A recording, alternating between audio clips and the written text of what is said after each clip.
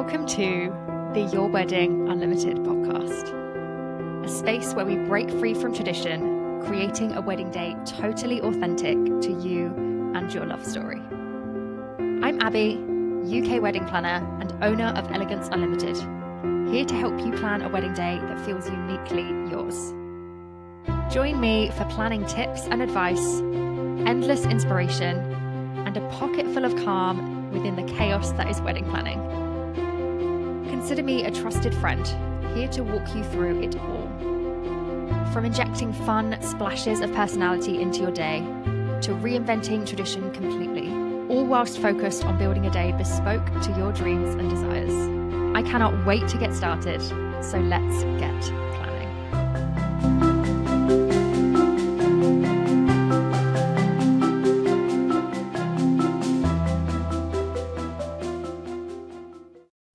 Welcome back to the Your Wedding Unlimited podcast. I am very grateful to have you here. Welcome back to another episode. I think this is episode 11 or something like that. So yeah, I made a whole big thing last week, didn't I, about it being episode 10. So yeah, must be episode 11. My name is Abby. If you are new here and you don't know me, I am a wedding planner. I have a wedding business called Elegance Unlimited and I plan weddings. So this podcast is just a space for me to put all of that knowledge and provide a space for you to feel inspired and educated and excited about planning your wedding as well. So welcome back. If you're new, thank you so much for joining us. And if you are not new and you're coming back, because I know there's a few of you that are listening to every single episode and you are letting me know, and I'm so grateful for that, then welcome back. Thank you for joining us. So today we are talking about a topic that is, it's hot topic. Everybody wants to know about this. I've had a few mentions from people that they want me to go over this topic and to talk a little bit in more detail about this. So it's here. You're welcome. Massive side note that if anybody wants me to talk about anything on the podcast, all you got to do is let a girl know. Just let me know. I've been having some chats with people in comments on my videos on Instagram. I've been having some chats with people over in the Facebook group. And it's a really nice place over there, by the way. If you're not in the Facebook group, come and join us. It's a nice place for us to keep talking about the things we're talking about each week on the episodes. I'm there. There's other people there. You can ask for advice from them. It's a small group right now, but it is growing. And everybody that's in there wants to be there. You know, they're engaged, they're planning a wedding. So it's helpful for every single person. But yeah, I've been having some chats with people over there and some people have been wanting this topic. So we're going to do it. Today, we are talking about DIY weddings, particularly how to organize them and stay organized during that planning process, keeping your sanity intact because it's a lot. It's a very different process from planning a wedding with somebody walking you through that process or hiring out people to do all of the things for you. So we're going to talk about it all today. We're going to dive straight in as per usual. I like to ramble, but I don't like to ramble on in the intro. We like to get straight on into things. So let's do it, shall we?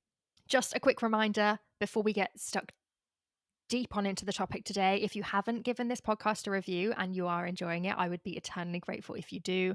Give it some stars, give it some words of affirmation. I don't know which podcast apps offer which, but whichever it is, just give us a nice high rating and tell all your friends and your family and encourage them to keep going back and listening as well, because that helps us grow and I'm very grateful. Let's get on with it. So the DIY wedding, I knew this was going to be a topic that people wanted to know more about and wanted to go into more detail about because it's a big part of the wedding space. A lot of people, they always have been opting for that DIY wedding type thing, but it's a big thing right now, particularly where people are trying to save money or they want to have more of an active role in their wedding planning. Doing it yourself allows all of that. So if you don't know what a DIY wedding is, it is essentially a wedding where the couple takes on a significant amount of the wedding planning themselves instead of hiring out suppliers to do things for you. So it could be the planning, it could be the making of things, so creating elements themselves, stationery, decor, floristry, maybe you make your own dress, maybe you do your own hair and makeup, all of those things, rather than hiring someone to do it for you. And I do think there is a difference between a DIY wedding and a wedding just having DIY elements. There's a big difference. And the difference mainly there is going to be the time it takes you and the money it costs you. I guess they're going to be the two big factors there. But I almost personally, from a planner's perspective, see it as having like full DIY is you've got no planner, maybe you're doing your flowers yourself. Maybe you're doing those big things I've just mentioned. Maybe you're doing your stationery yourself. Maybe you're doing your hair and makeup yourself on the day. Maybe you're creating and making and crafting a lot of the styling elements and decor elements that are going to be there, buying things from shops like tea lights and candles and things because it's cheaper than hiring out someone to do it and all those things for you. That's a full DIY. That's a DIY wedding. That's essentially what we are going to be talking about today. DIY elements, because most weddings have some sort of DIY element in them. I think that's the thing. And that's the thing I want to get clear from the get-go, is that not everyone, just because you've made the name cards at your wedding, but you've hired someone to do everything else, all the other stationery, and your flowers are sorted for you, and you've got a hair and makeup artist, and you've got a planner and someone to do this, that, and the other. That's not a DIY wedding, in my opinion. You've got DIY elements into it, and you're bringing in that personalization, and you're bringing in things that you've done yourself, but it's not a full DIY wedding. And there's a big difference in terms of how much input it requires from you as the couple, aside from just decision making, is the time and all the other things. So, you know, there are different types of DIY wedding, and I know that maybe there's some confusion about that out in the wedding space. I don't know. You guys will have to let me know what your opinion of a DIY wedding is. I guess from listening before you've started this episode and when we get to the end, has your opinion changed on it? Do you feel like you have a different view on what a DIY wedding is now? That would be really interesting for me to know, because as a planner and someone that just does this and kind of knows the ins and outs of everything, I don't necessarily always need to think about what defines a DIY wedding and what doesn't. I'll work with some couples that are doing different parts of their wedding themselves and hiring different things, and other couples it's completely different. So it's different for everyone. There's no one size fits all.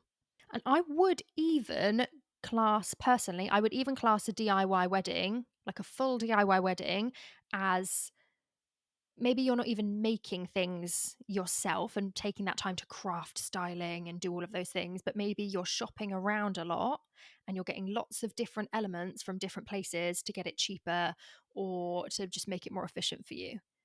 So maybe you're not making and designing your invitations, but you've shopped around at 5 different places to get your guest seating plan from here, and you've got your invitations from over here, and you've got your name cards from here, and they're all similar, but you've shopped around to get something cheaper than getting it just in bulk from one place and hiring someone to do that, or taking the time to make it yourself, which is obviously a huge undertaking. So it's up to your own interpretation. But if you are planning a DIY wedding, if you're going through that process and you are looking for some help, looking for some inspo, you want to stay organized because it is a big undertaking and it does take a lot of time, then this is the episode for you. There are so many pros to a DIY wedding, which I'm sure if you're listening and looking for some help will be the reasons that you've chosen to do a DIY wedding. But there are also some cons that come with that as well. So the pros are the obvious ones. They're the ones that you'll have chosen to do it for.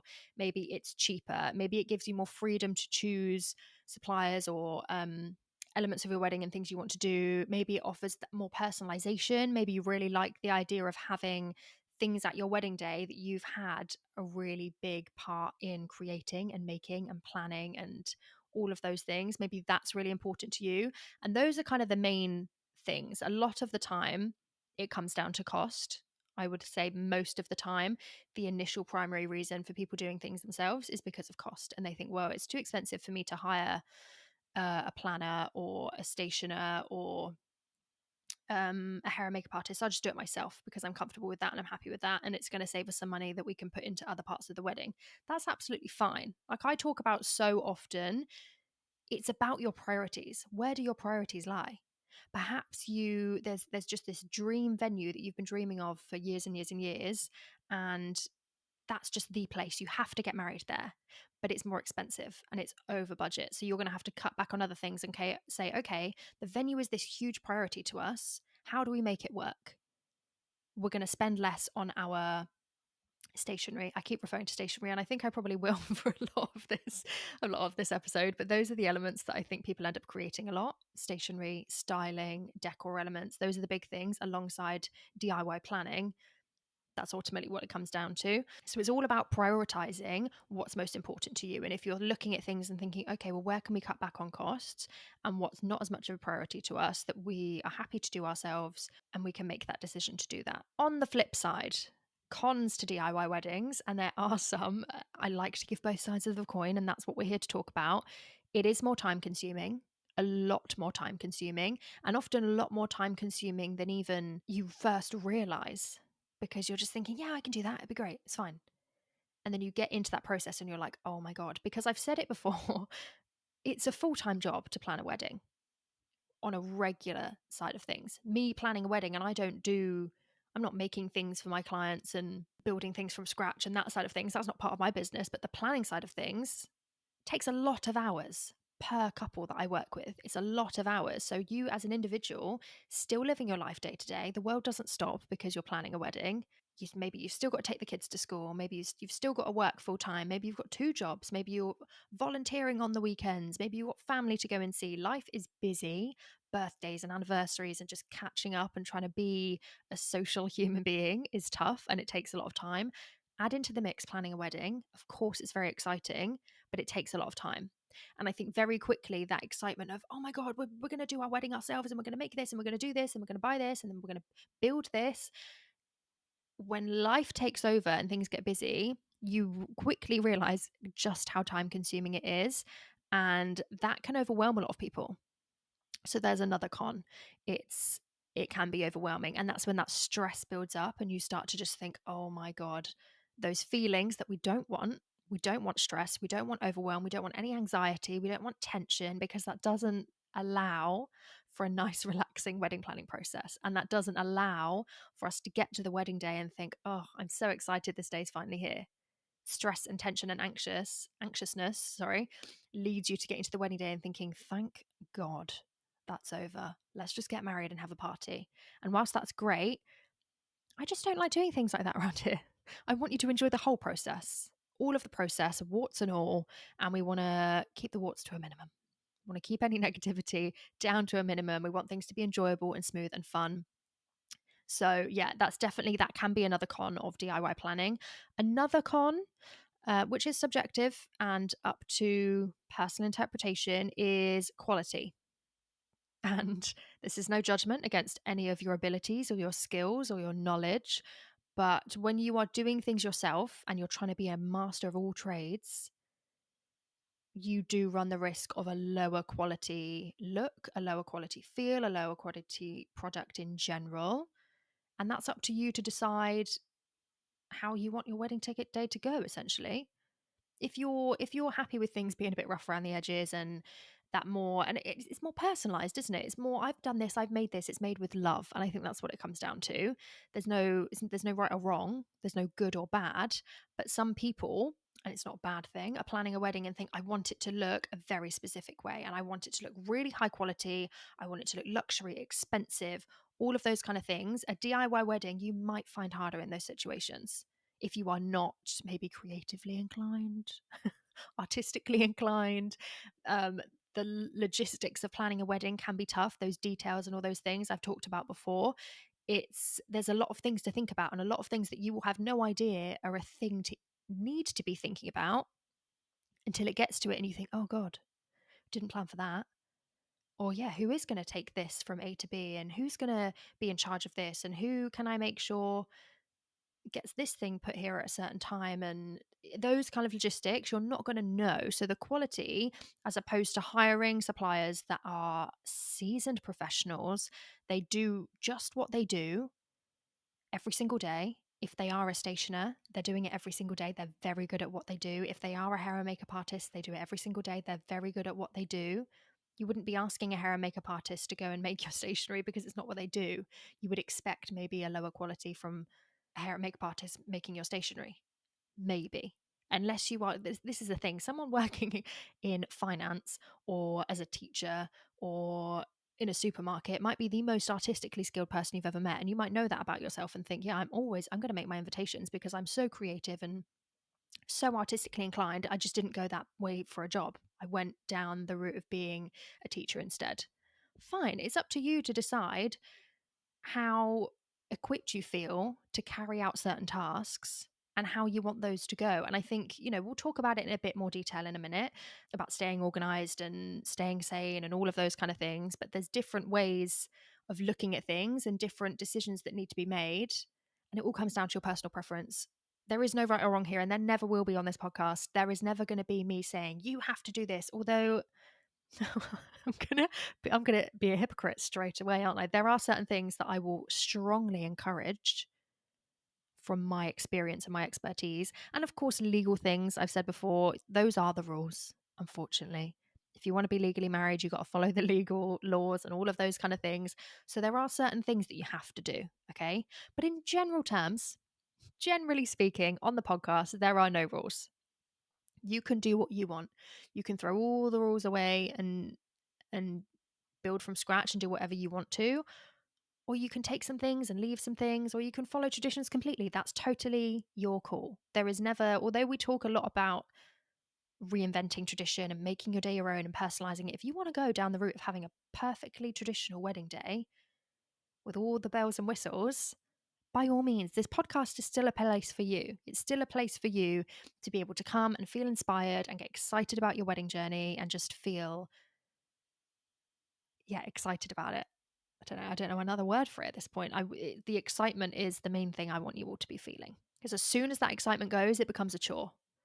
And when it becomes a chore, then it becomes something that we are not excited about. We're not wanting to do. We're not putting as much love and energy into. And your wedding is not something that you should be feeling that way about. Okay? I am going off on a bit of a tangent now on one of my tangents that I do where I'm getting very passionate about how I want you to feel around your wedding day. But yeah, that's how I feel. I want you all to love this process like it's your own child. Now, we talked about some of the pros and cons. It's up to you, as I've said, to decide if you want to plan a DIY wedding, which elements of it you want to be DIY, which elements of it you don't. But let's talk a little bit now about planning a DIY wedding and staying organized, keeping your sanity, feeling like you've got everything under control. Let's talk about a few of the ways you can do that. The first thing I want you to do is have a super clear vision. You need to know what you want back to front. You need to be able to reel that off quick as anything. If somebody asks you, what are you doing for this? What's your wedding vibes? What do you like? What are you going for? You need to know. And you need to know how to communicate that as well. So visuals here are going to be so important. If you are at the beginning stages of that journey, you're having the conversations with your partner, you're communicating the things you both want, you're deciding on your priorities, you're setting your budget, you're doing all these things. You need to then start thinking about visually, what's your look, what's your vibe. So mood boards are going to be helpful. Visuals, I find, in the wedding industry are super helpful to communicate anything. I'm always asking for visuals from not even just couples, from suppliers. If we're talking about something and having a bit of a back and forth about how's this going to go on the day and what's this going to look like, visuals change the game. Just being able to see something clearly. So I'm not sending a novel in an email trying to explain something. I can send a picture and be like, just like this, but this will be like this instead, or this will be this color instead. Visuals are so helpful when it comes to weddings because it's a visual thing that we're planning. It's all about, obviously it's about the memories and, the feel and the love and all those things, but essentially you are planning a day that people are going to look at. There's so many visual elements that go into a wedding, and if you're doing it DIY and you maybe don't have that knowledge of the wedding industry and what tends to go well with this and what tends to go well with that, you need to ensure that you're having a cohesive look, unless you're going for a bit of chaos, in which by all means crack on. The world is your oyster in that sense. But if you're looking for something that looks cohesive, that looks like it's been designed specifically and all these elements just fall into place, visuals are going to be your best friend. So you can bring in the colors, you can bring in the pictures and the inspo, the textures. Think about all of these things that you want to bring together. Is your silk this going to go with the other textures that you've got going on? All of these things come together in the colors and the season. Think about all of those things and start mood boarding some ideas out and just get really clear on how you want that to be. And the vision of your wedding day is not just all about the visuals, okay? Although a lot of it comes down to that, the vision of your wedding day is how all of this stuff comes together to create the thing that you've got in your mind and put it out in the real world. So your budget and what money you have to spend is going to be really, really important here. So before you're diving into, I'm just going to go and make this, let me go and make a seating plan, and let me just start making plans and start researching things that we can buy for this and how this is going to go, and bridesmaids dresses and all these things. Breathe, take a moment. Have you sorted your budget? Because if you don't know what you have to spend and what's available, you're wasting your time. And I said earlier that a lot of people tend to do a DIY wedding because they want to save money. Well, you're not going to end up saving money if you're just running into it without even thinking, without processing anything, without dedicating any money to things. You still need to go through that entire process, even more so if you're doing it DIY, because there's no one here to keep you in check. If you have a wedding planner where I'm going, oh, hang on, I've noticed that you're spending more in this area. So where's that money going to come from? Have we thought about that? Have we, I'll be checking in with people and saying, how are we getting on? Or I've noticed we're spending more here, so we need to take some time to cut back. Or are you going to increase your budget? Where's that coming from? Are we dipping into the emergency fund? Is that what we're going to need to do? You have to be your own advocate in that space almost. You have to be the person that you're holding yourself accountable to because there's no one else to do it for you. And DIY weddings can still be expensive because just because you're doing it yourself, maybe I'll come back to the idea of making things. So DIY, doing your styling, and maybe you're thinking, well, we're not going to hire a stylist and like prop hire. We're just going to get lots of things off Facebook Marketplace and we're going to buy things from the craft store and we're going to make those. Okay. So maybe you decide that you're going to design your own invitations and you're going to paint them watercolor style, or you're going to buy this fancy paper, you're going to buy the paints, you're going to buy the brushes because maybe you don't have them already, and then you're going to buy these, you want to wax seal the envelopes, you're going to buy the envelopes, and then you've got a wax seal kit to come, and you've got this and you've got that, and then okay, let's make a seating plan. I want to make it on a big mirror, so okay, we'll get a cheap one off Facebook Marketplace. Great. I need some of those fancy pens to go on it. And actually, I want to spray paint it gold because we're not going for silver. So let's get some spray paint and all of the stuff to do that in. And then we'll buy this and we'll do that. And okay, you're saving, granted, that's going to be a lot cheaper than buying those things from scratch, buying them pre-made, the labor and the hours and the time that you're asking a supplier to do those for you. But I would just urge you to bear in mind that those little spends can add up really quickly and they can accumulate, and you're spending £5 here, £10 here, £20 there. It can build up and you think, oh, actually, we spent £200 on just doing all of our stationery when we could have just spent that to get someone to design it for us and, printed it for us. Because along with this comes the time it takes to do that. And I'm not going to be one of those people that says time is money, but do you have the time to invest into those things just because it's going to be cheaper in that sense? Do you have the time and the sanity to keep going through that process and investing? Maybe it's going to take you 30 hours to do all of this stuff over the duration of a few months, along with all of the other planning you're going to do. Do you have that time to invest in it? So it's up to you to decide which things you have capacity to do and which things you don't. But if you don't know the budget you're going into it with, I would 100% recommend that you do. I would always recommend that you are going into it, sitting down and saying, okay, we want to make this and we want to outsource this from a supplier. And we're going to make these bits and we're going to craft that and we're going to plan this ourselves.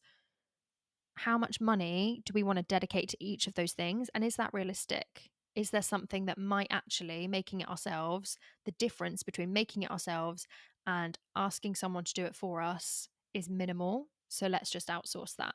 I talked about the timing that it takes to make things just then and how it can take the course of a few months or longer or whatever whilst you're living your life alongside things. So another thing to bear in mind is you need to know your timeline. If you are planning a wedding in 6 months and you're wanting to DIY and craft all of these things, you're going to have maybe not a much more difficult time, but you might have to be someone that is home all the time to do all of those things. And okay, maybe you're home all the time, but you've got the kids and actually I'm not having time to get any crafting done because they just want to get involved, and I'm not having any quiet time to get things done. And by the time they're in bed, I'm just exhausted. So I don't have time realistically to do all of the crafting. And also, you need to overestimate how long it's going to take you to do projects and things. It's really easy to say, yeah, I'm going to make my invitations, but actually you need to make 100 of them and you wanted to do them all hand painted. Well, how long does it take you to do one or two or three? Maybe you can get 3 done in an evening. It's not a lot. How many people are you inviting? You need 50 invitations. Well, how many days is that going to take you to do? And how much time do you have before the wedding? If you're planning 2 years in advance, 2.5 years, 18 months is the average, I suppose, you need to know how much time you have in a week to dedicate to DIY wedding things. And then you need to decide how many projects you can fit into that time. And as I've mentioned already, you need to know your priorities. So, part of this vision and part of knowing what you want your wedding to look like and how you want things to go, you need to prioritize what is most important to you. And is it worth you putting in the DIY to do that?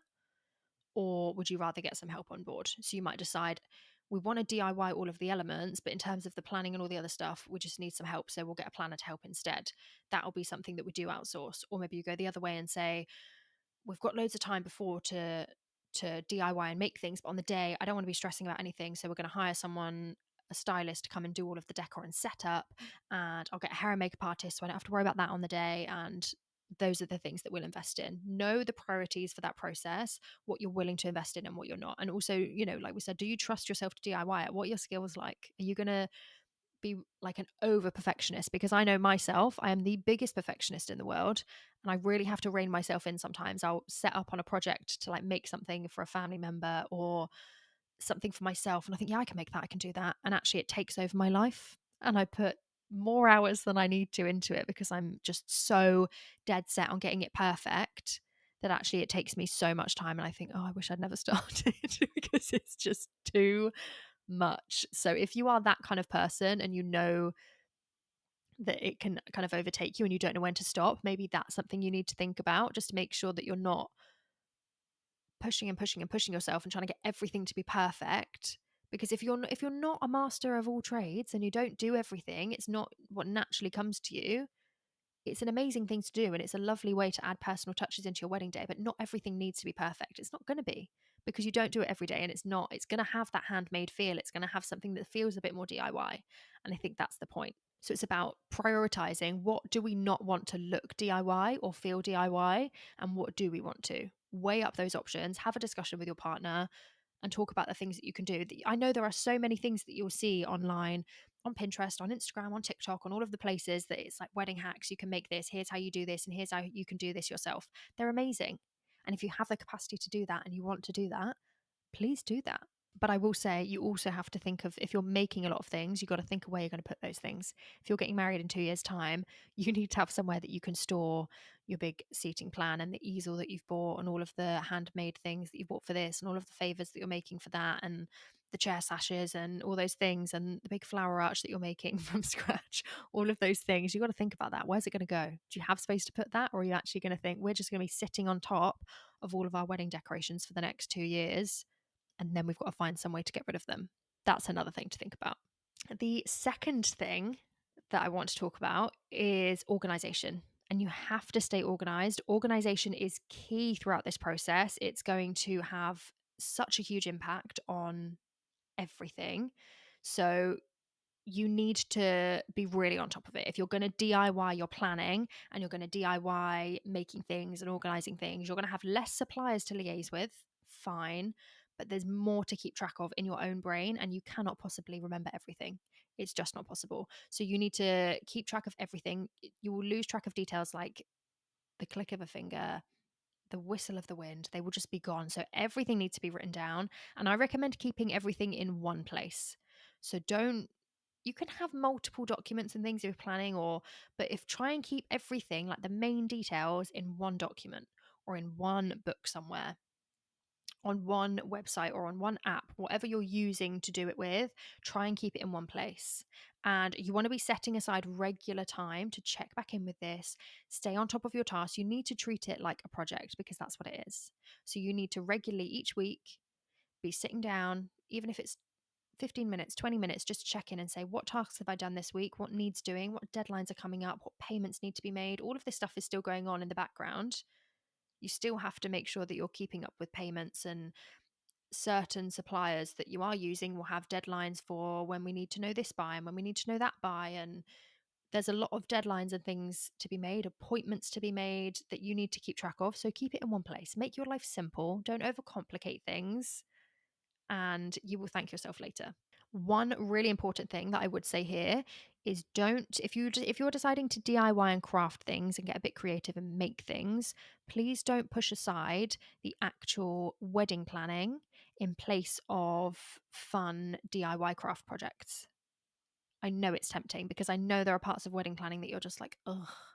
the contracts and the logistics and the boring stuff. Like you just want to think, I just want to make this fun sign for my wedding and paint things and add faux flowers to it and all this stuff. And that's the fun stuff that you want to be doing. But please find that balance. And if you really can't, you really just can't bring yourself, you're finding yourself all the time drawn to doing the DIY making things, and the actual planning of things is not getting done, maybe you need to get some help to do that, because otherwise you'll get to a few months before the wedding and think, oh my God, we haven't actually sorted this out and we haven't got this planned for this. And there's a few things that we've missed off because we haven't done all of the other stuff. So maybe you need someone to help you kind of keep on track of that throughout the process. That's something to think about. But I know how easy it is to just choose the task that you want to do rather than the one that you should be doing. We've all been there. So, yeah, that's definitely something to bear in mind.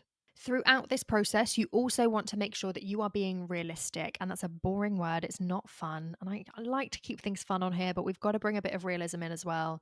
You've got to be realistic about, I've talked about it briefly, the time it takes to make things, the time it's taking you to make those invitations, to do all that research and find all of the little bits for your styling, the runners and the tea lights and the candle holders, and making the centerpieces and organizing this. And maybe you decide to do your flowers yourself. You're going to do faux flowers and you're going to make the arrangements yourself.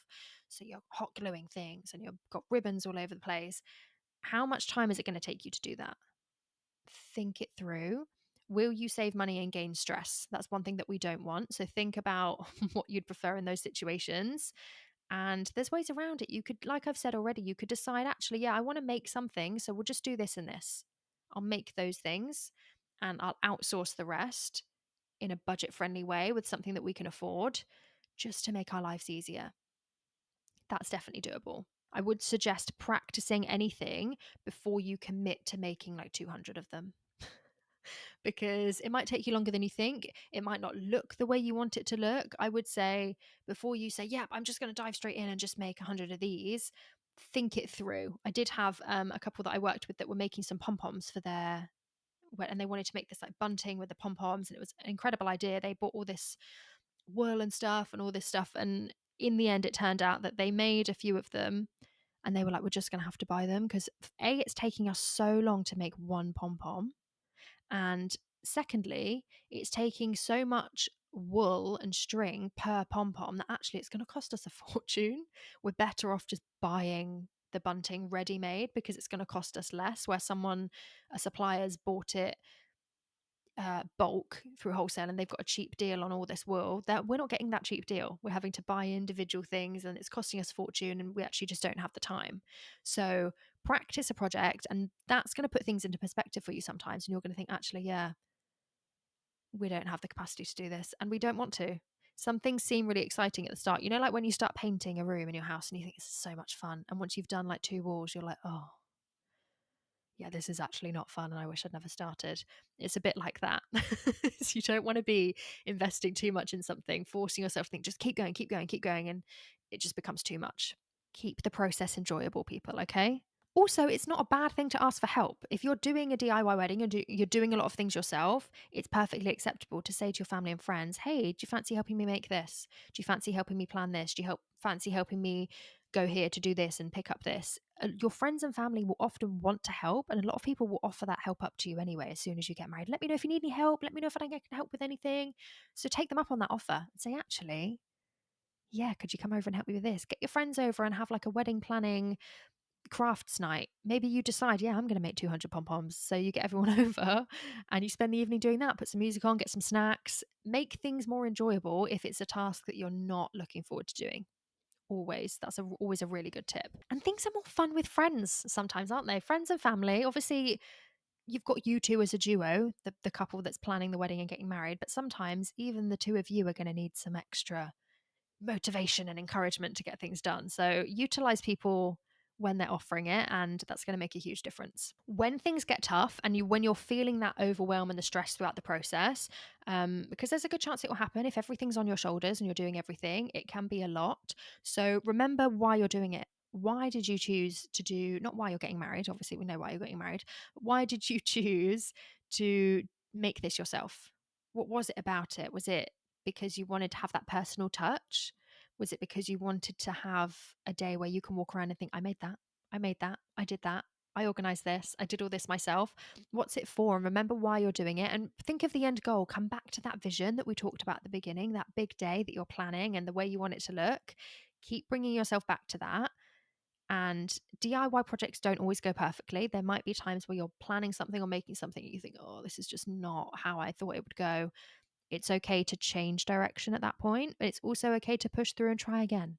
So just think about why you're doing it, what you want the outcome to be, and what the easiest way to go through that to get the outcome is.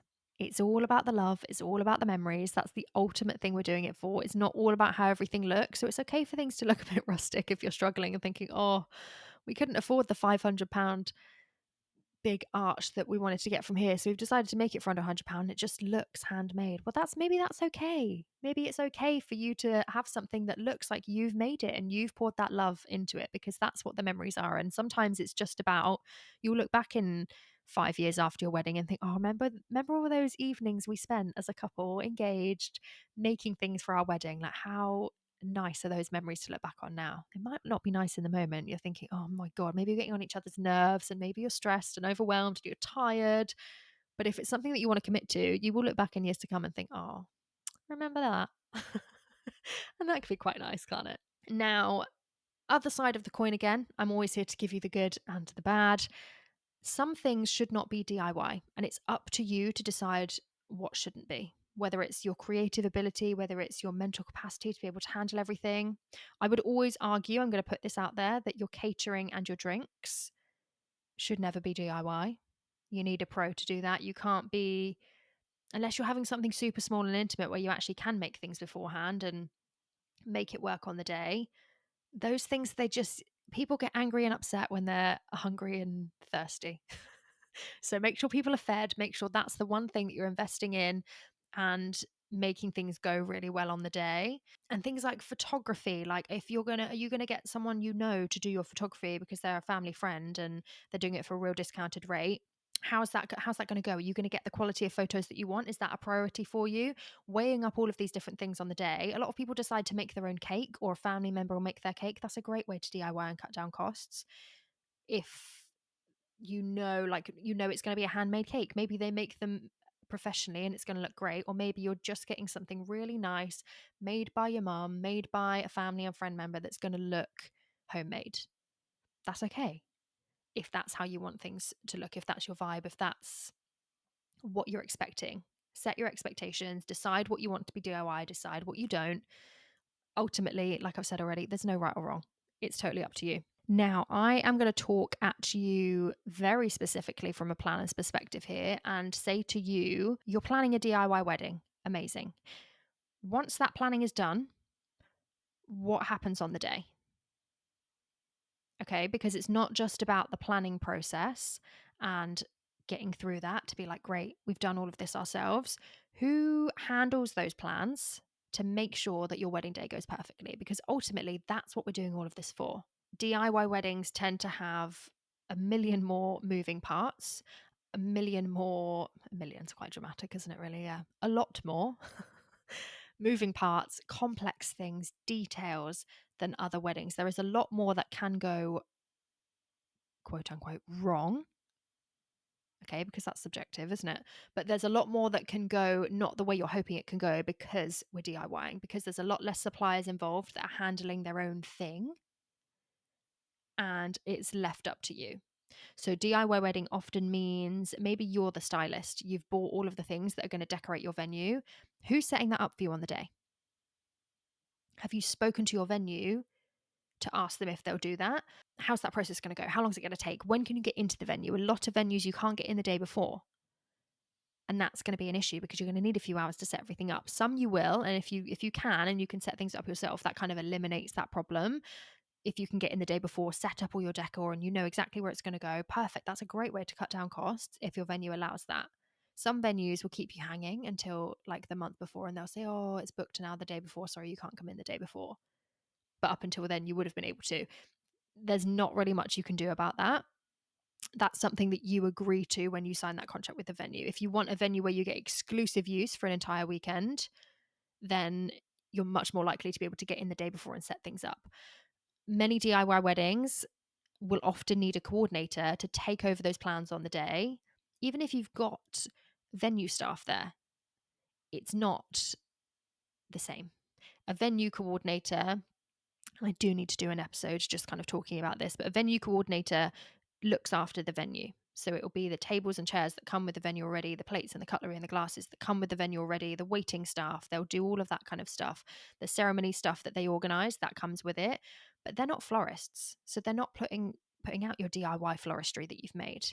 And they're not stylists. So they're not putting out all of the decor and the guest book and the chair sashes and all of those things unless it's an agreement that you've made with them already. So ask your venue if they are going to set up that decor for you. If you've made a lot of things, so signage, I just said then chair decor, table decor, maybe you've got a sweet cart that you're arranging or a s'mores table that you're doing, guest books, memory tables, if you've got picture frames and things of family members that are no longer with us, are they going to set those things up for you in the morning? The answer is probably not. Not likely. Some venues will, and I'll say this, there's always a caveat. I'm not going to say they're never going to do that. Some venues will, but a lot of the time, they have not accounted for the extra staff and the extra hours to set those things up.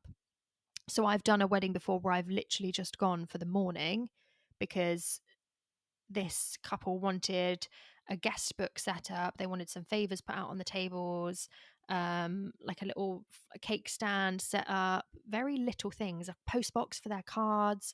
And I just went to put those things out. It took me no time, about half an hour to an hour, but their venue would not do it. So she had to outsource that to me because she said, I can't do it on the day. I don't want my guests to be worrying about it. Can you just come and can you set these few bits out just to make sure that they're out exactly where I want them because the venue won't touch them. So there's questions that you need to be asking as well. Find out what the venue will do, find out what they won't. Will they put out your bunting that you want hung up around the space? Can you get in the day before to do it? Like already we've mentioned. If you can, that's a non-issue. If you can't, then you might need someone to come in the morning to do that for you. And this is where, thinking back, if you're hiring a stylist and you're using their props and candles and chair sashes and all of those things, that's going to come with the styling often, unless it's just prop hire. If you're getting a stylist to come and do it for you, they will come on the day and they will set all of those things up for you as well as part of their package. So think about the things that you're going to need on the day. You might be sat there thinking, well, we can't afford a stylist because we've got to pay for all of the things and then we've got to pay for them to come on the day to set it up. But actually, you might get further down through your planning and think, oh, we need to now pay someone to come and set all of the things that we've made up because our venue won't do it. So we're actually having to spend almost the same amount of money anyway. A lot of the time, I think people can think they're saving money and actually they're just adding more time and making their lives more difficult. So, and that's not necessarily always the case, but think about it. Think about, the way things go. I'm going to put a shameless plug in here and say that if you decide you need a coordinator on the day or you need someone to come and set things up or coordinate your day, run the things that you can't do yourselves, let me know. I'm a wedding planner, okay? And I do just coordination on the day. So if you ever want to talk about things, all of the links to those things are always in the show notes. You can come and fill out my contact form. We can have a chat and you can book me to come and coordinate your day. And it's not just coordinating, setting up things in the morning, it's the other suppliers. And sometimes it's just a case of having someone there that you trust, that this is going to get moved from here to here because the venue might not do it or they might forget, or maybe you don't trust that they're actually going to do it the way you specifically want it done. And maybe it's a case that someone's running late, one of your suppliers, you've got, I don't know, a face painter coming or a magician or something for the evening and they're running half an hour late. Who are they going to contact? Have you agreed with the venue that they'll be your point of contact on the day so that you're not getting bothered with things? And if for some reason something awful happens and they cancel or they can't get there and all the timings need to be adjusted, who's fixing that for you? Some venues aren't going to be as involved that they will do that for you. And a lot of venues might just kind of handle your ceremony and then just kind of hand you over to your caterers and whoever's doing your evening things. So you might need someone there to just see you through the entire day, make sure that everything goes really smoothly. And that's when a coordinator can come in. So yeah, a little shameless plug there. If you do need some help, hit me out, okay? And particularly if you have a dry hire venue, dry hire being that you don't have anything included. So it's just an empty space and you can do whatever you want with it. You can hire whatever suppliers you want to. That's what dry hire is supposed to be. You choose every single supplier that you want. It's just a blank venue space. You will always need to hire some member of staff to be there for you on the day, because there's no staff and you can't do that yourself, and your friends and family can't do it. You need one person minimum running that day, coordinating all of your suppliers, making sure that they are where they're supposed to be at the right times and doing what they need to do at the right times. Does that make sense? I don't know why I'm asking a question because you can't answer me. But hopefully, I mean, what I'm meaning to say, hopefully that makes sense. I always like to remind couples as well, when we're kind of thinking about these types of things, that you on the wedding day, you are the guests of honor. Okay, you are not the hosts. So you shouldn't be doing anything. You shouldn't be lifting a finger except to lift cake and drinks and food to your lips. That's it. Okay, I don't want you doing anything else. So it's all well and good for you to sit there and do all of the planning things yourself, plan everything, organize things, do your day plan, sort your schedule out, all of those things. But you then need to be thinking about the day and who's going to take over that process, because you physically cannot do it. You cannot be in all the places at once. And the thing is, every single supplier on the day, if anything goes wrong, they are going to want to speak to you. They shouldn't come and speak to you, and a lot of suppliers won't, and they'll know not to because it's your day. You don't want to be worried about anything. But little questions like, oh, where should this go? And are you happy for this to go here? And actually, we need to change this around. So can we check with the couple that they're happy to do that? No, leave them alone, please. Let's not be bothering them with things. The real good perk about having a coordinator as like your person of contact on the day, someone that can be in charge of everything, is you just direct everything to them and you let all your suppliers know beforehand. Do not talk to us about anything. Everything goes through our coordinator.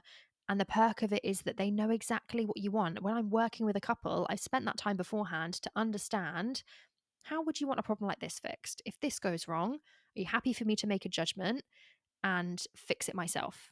We'll go through those instances of what is classed as an absolute emergency, you must come and tell me about type situation. And which things are you happy for me to just sort out by myself, because I know what I'm doing and I know what's going to make things work well. And a lot of the time, you're not even going to know that was an issue. You won't even realize until after, and you think, oh, I didn't realize that was in the wrong place, or I didn't realize that actually wasn't there and this looked different. You won't realize it on the day, you'll realize it after. But on the day, who is going to be your trusted person that you can say, I trust you to make those decisions? Please just leave us to enjoy the day. Think about those types of things. I really could. I'm just looking at the time that I've been recording. It's been 51 minutes, which is, these episodes seem to be getting longer, and maybe I just have more to talk about, or maybe I'm rambling more. I don't know. You'll have to let me know. But I'm sure there'll be a bit to edit out, but not a lot. So yeah, I hope you're enjoying the longer episodes. Let me know if they're a benefit to you. They just take me a lot longer to edit.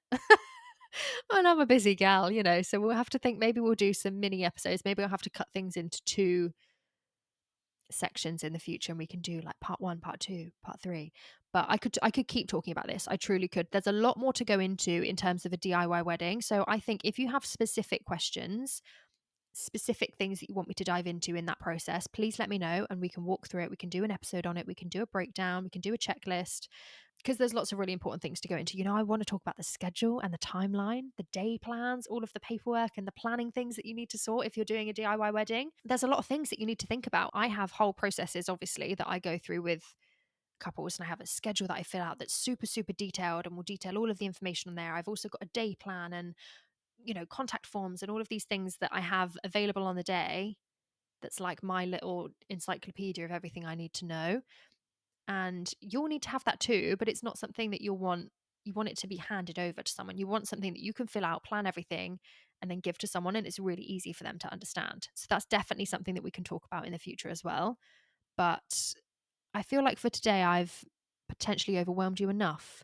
So let's do our roundup, shall we? This has been a good one, and I've really enjoyed talking about this one. But let's round up how to keep your sanity whilst planning a DIY wedding. There are huge pros to DIY weddings. You can have more freedom, you can save money, you can have more personalization in that process, but there are also more cons to that process too. You might spend more time invested in things, you might feel overwhelmed, you might lose the quality of things if you're trying to be a master of all trades. So it's really important to know your vision from the get-go. Have your mood boards, have your visuals, know exactly what you want to get out of things, have your budget at the ready to go. Make that process really, really simple and easy for you. You need to give yourself enough enough time to DIY. So if you are making things or planning things or researching things yourself, give yourself enough time to do that before you're running out of time and the months are slipping by. And before you know it, you've got 6 months to go and so much to do. Prioritizing is key. What can you do yourselves? And what realistically do you need to hire someone else to do for you? Organization is so important. You need to stay on track of every single detail, keep it in one place, in one document so that you can't lose anything, and check back in with that process really regularly. Don't be afraid to ask your friends and family for help. That is what they are there for. If they are offering help, make sure you take them up on that offer. If you are a perfectionist like me, then I feel you, but aim for pride in your work, not perfection. Handmade feel and that lovely personalized feel is always a really, really nice thing, particularly on your wedding day.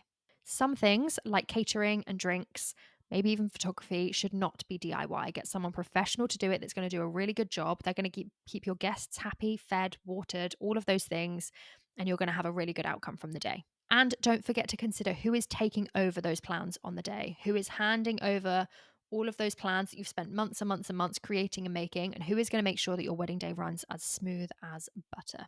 Now, I want to know, are you planning a DIY wedding? How are you finding that process? Share with me your DIY projects and stories. Come over to the Facebook group and share things there. You can share pictures with me. You can share projects with me. You can share questions with me, or just let me know how things are going. I want to know all about it. So if you are not part of our Facebook group yet, she is small, but she is mighty. Come over and join us. We're wonderful over there. We're talking all things weddings, and we will be talking about this topic in the Facebook chat this week as well.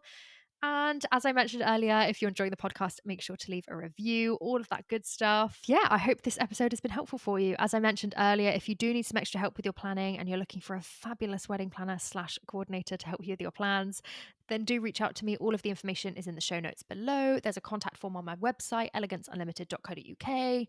All of the places. Come and find me. I would love to talk to you. I would love to help. Otherwise, this has been a long one. Hope you've enjoyed it, but I will see you next week for another episode. Thank you so much for joining. Bye.